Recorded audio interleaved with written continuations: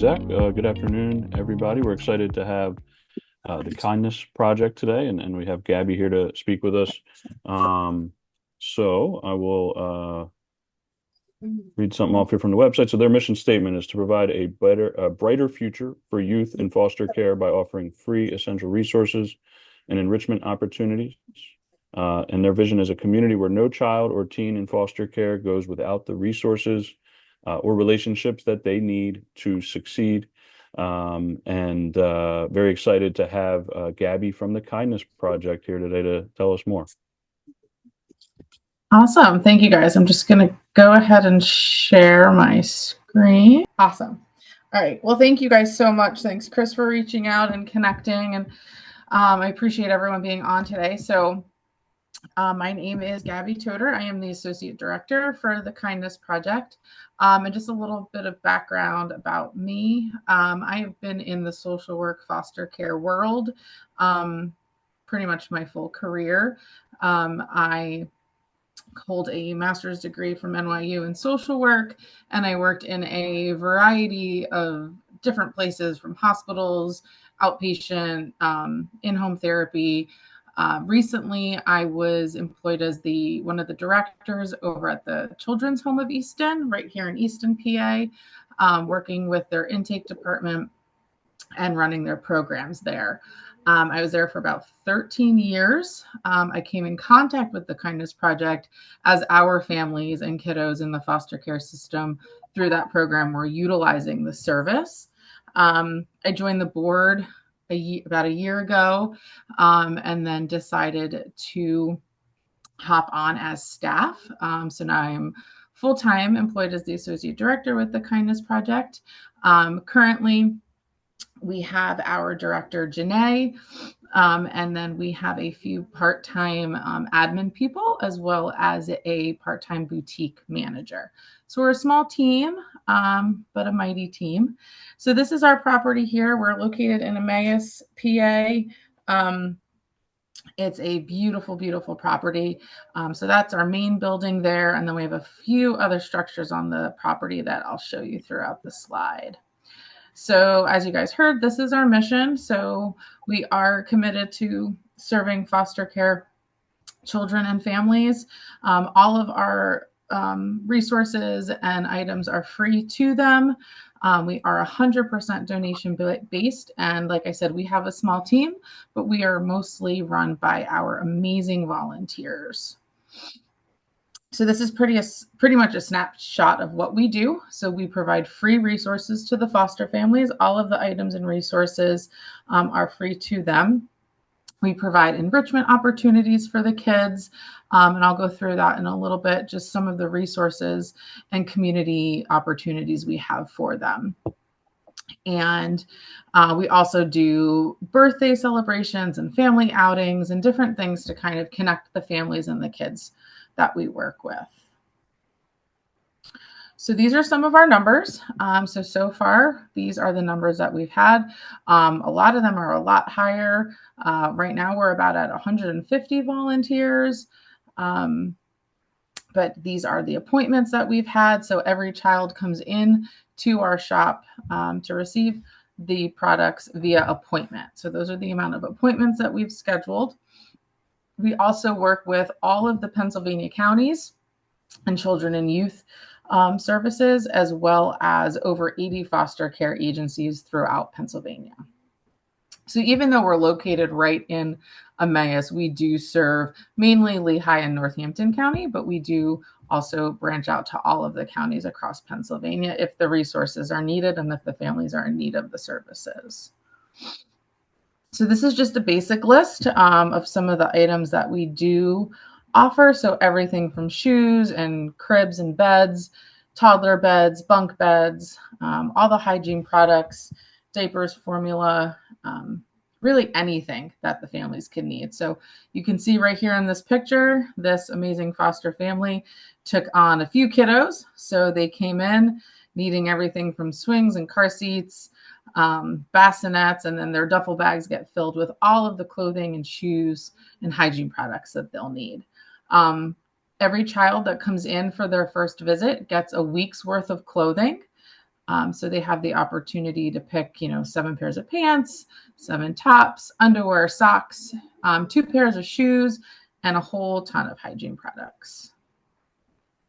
These are some of the pictures of inside of our shop. So we have a kids lounge.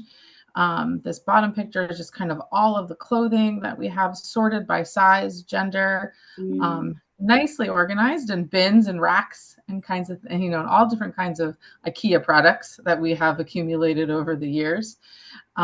We also have a birthday room. So this is a group of kiddos who did a donation drive for us. And so they donated a bunch of toys and brand new games for us to have in our birthday room. So the birthday room is an opportunity for all of our kiddos to come in and kind of cash in their birthday card. So every kid receives a birthday card from us, and they can come into the shop and make an appointment to come in and get a gift from the birthday room. And that's kind of one of the main things that they always look forward to doing. So it's an exciting opportunity for us to be able to provide them and share with them. These are just some of the other pictures. So we also do have a whole bedding area. So like I said, we do give out toddler beds and single beds and bunk beds. So we do make sure we provide them bedding with that. And then there's a whole teen section for our older kiddos who come in. We do have a pretty fun books and games section, as well as shoes. So shoes is a huge thing for us. Every kid wants, a new pair of Nikes or a new pair of Vans. So we try to make sure that we have all of those items available for the kids. And like I said, everything is donation based. So this picture was taken when a huge community group for us did a sneaker drive during back to school time. So we've had churches donate over 600 pairs of sneakers. The community has been really great to us in providing some of that stuff. Our foster families do see a ton of kiddos with special needs. So we try to have anything that we can to support them. Because again, financially, the foster families are putting out a lot of money to take care of these kids. And so the children who have medical needs or special needs do need some extra equipment or do need some additional therapy. So we try to support as much as we can with that as well. This is our learning room. So we have an opportunity for kids to pick arts and crafts, STEM projects, coloring. We get a ton of stuff from Crayola, just to give the kids an opportunity to have other activities to do in the house with their foster families.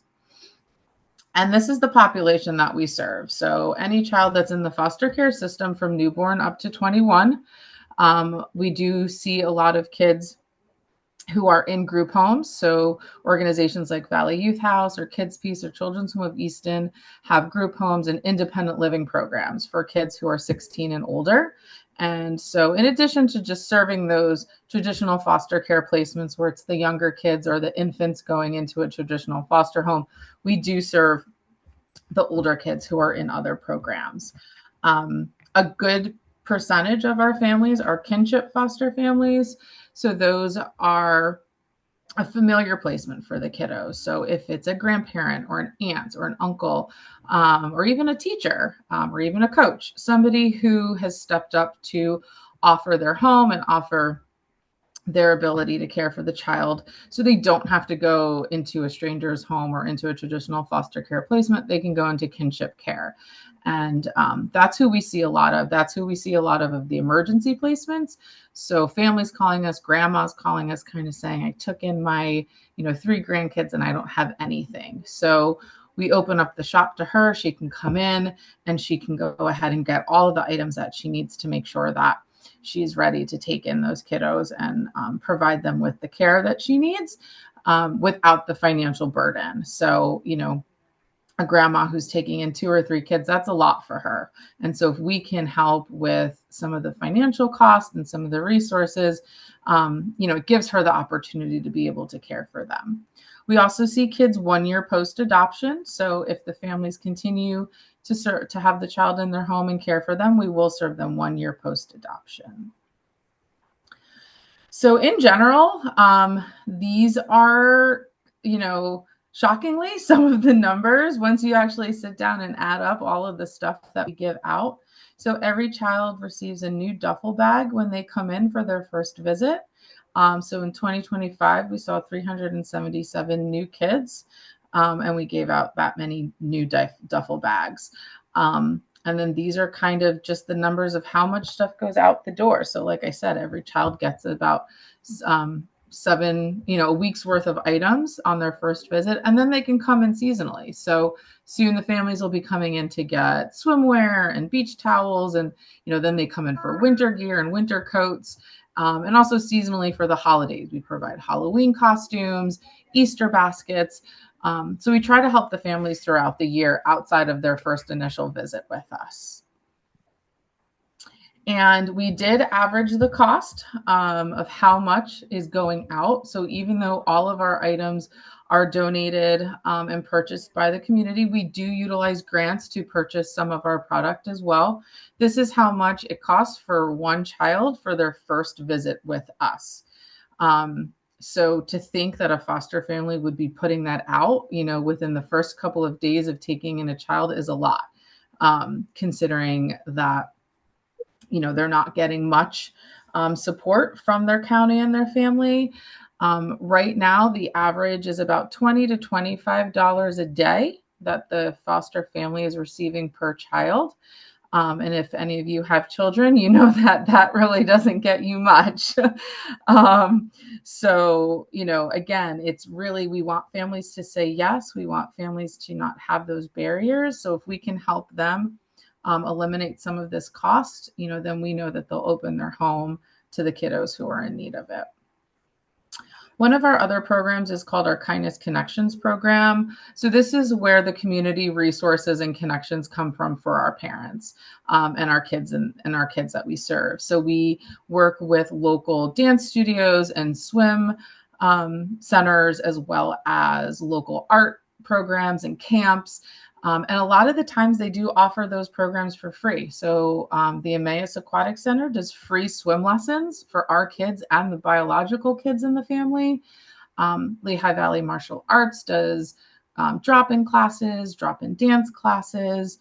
And then we also partner with some of the bigger organizations like our zoo and Equilibrium, which is a horse therapy program in the area. And Camp Fowler does free camps for our kids throughout the summer.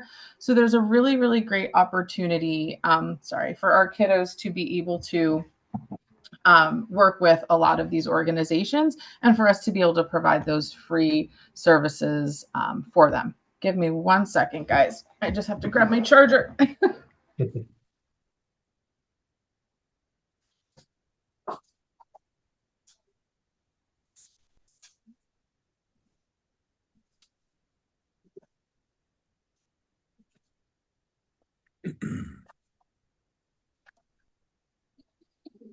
I know you mentioned it at the beginning, but can you say the location again? We're in Emmaus, Pennsylvania. Emmaus. So we're about like 10 minutes from Allentown. Oh, okay. Bethlehem, Lehigh Valley area. Okay, so those are kind of the community partners.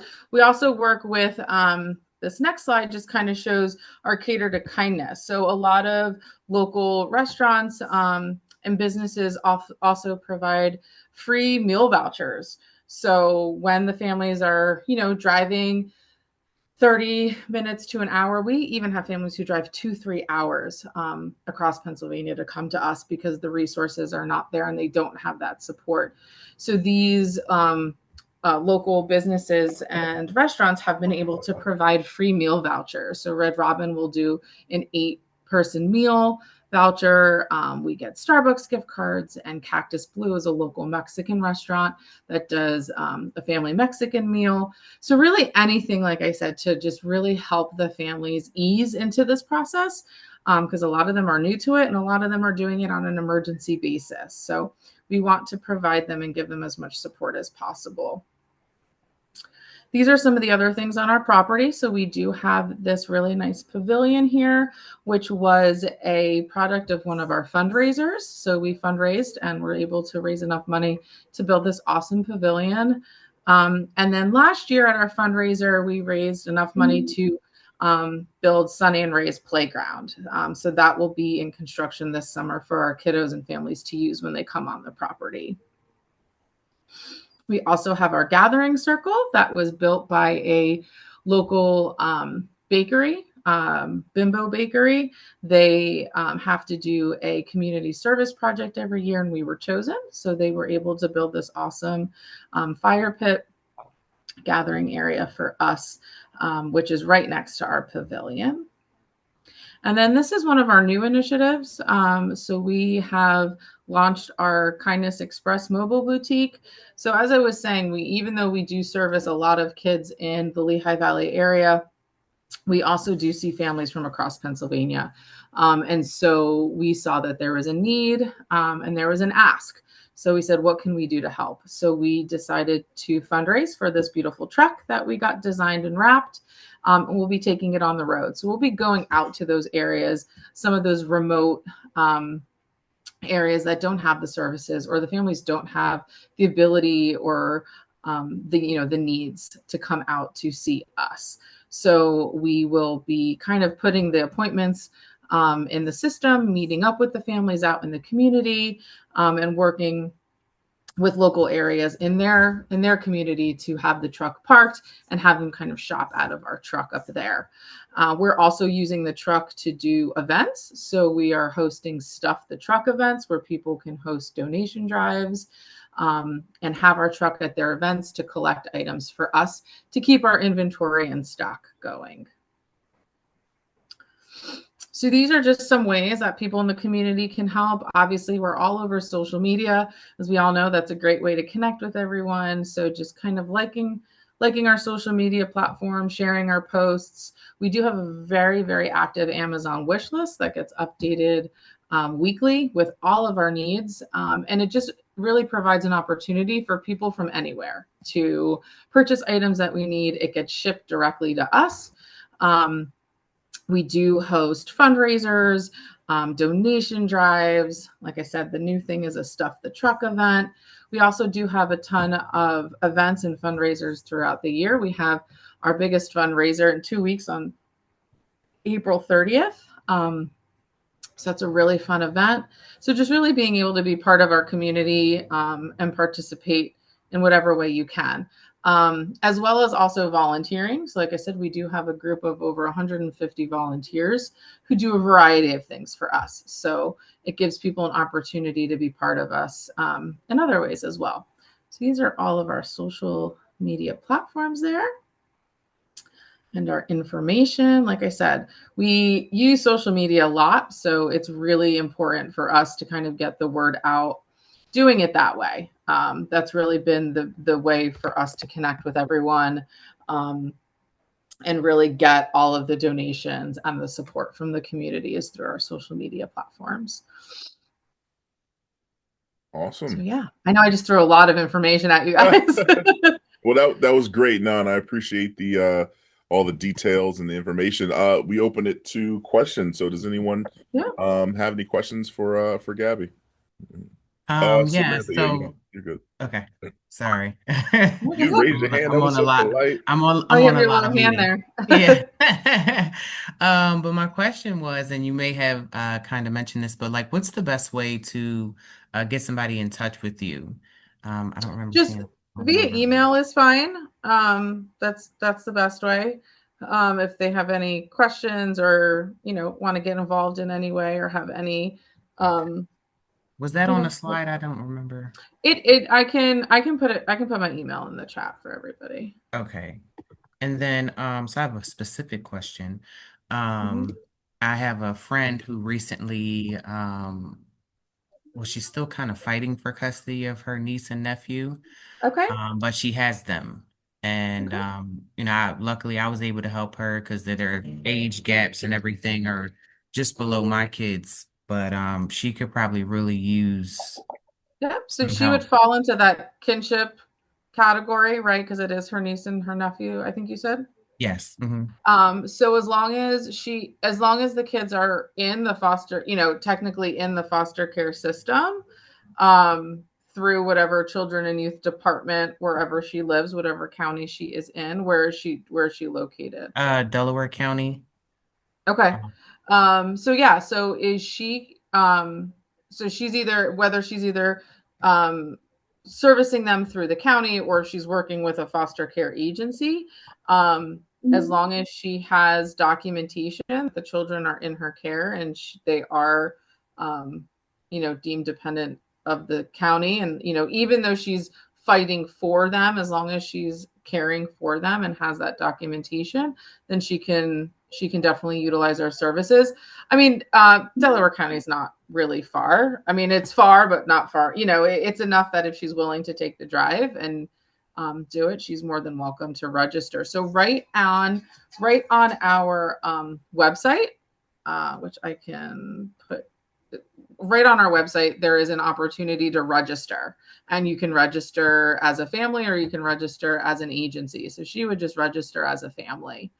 And it's a very quick, easy process. She'll get all the information via email, and then she'll be asked to provide all, whatever paperwork is needed. Thank you. Sure. Piggybacking off that question, is there any like location restriction, like in terms No, I mean, we even get some families from like Western Jersey, like right over the border, into New Jersey. So no, I mean, if the child is in the foster care system and you are caring for them, then we can serve you. So there are some programs way out west towards the Pittsburgh area, but because we don't go, I mean, families won't drive that far to us. But, we're also kind of mapping out how far we'll take the truck, right? So we're kind of putting a radius out there, but we'll definitely go beyond the Lehigh Valley into the Philadelphia area, as west as we possibly can, and then north as well. That seems to be, I was up in Wayne County, Luzerne County, where there's very, very limited resources. So we're just looking to see where to serve best, where the need is most. Cool. And I will also reach out to you directly about doing like a fundraiser or a drive. Yeah. I like that. I like that idea. Yeah, it's pretty, it's easy. A lot of it gives people an opportunity to give back in an easy way. And be able to, there's always different needs throughout the year. Some people do like a car wash or a lemonade stand and donate the money. Some people do specific drives for specific items on our list. There's a variety of ways of doing something.